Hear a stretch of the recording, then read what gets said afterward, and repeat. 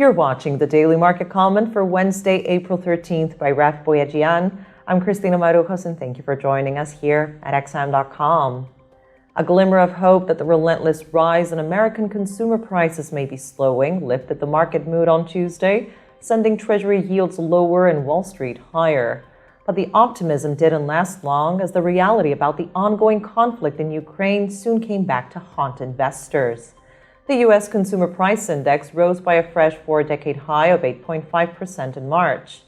But markets cheered the smaller-than-expected increase in the core figures, which missed both the monthly and yearly forecasts, interpreting it as a sign that inflation has started to peak, at least in the United States.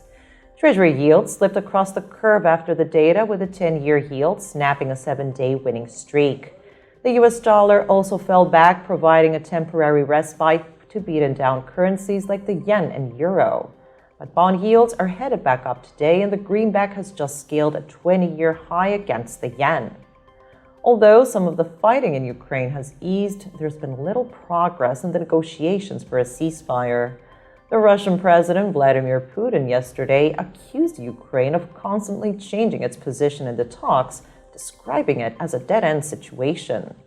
The euro came under renewed attack following the comments, slipping to a 5-week low overnight. The European Central Bank will decide tomorrow whether to provide some kind of a timeline on when interest rates will begin to rise amid soaring prices across the euro area.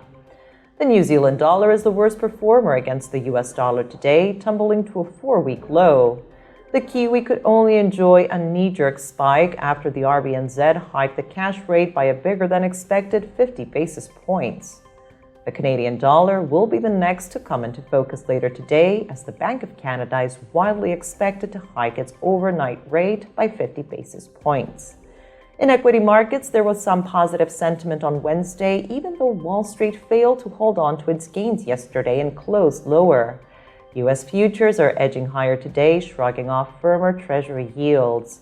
Some traders might be seeing this as a good opportunity to buy into the latest dip before the Q1 earnings season kicks off today, with the likes of JP Chase, Delta Airlines, and BlackRock.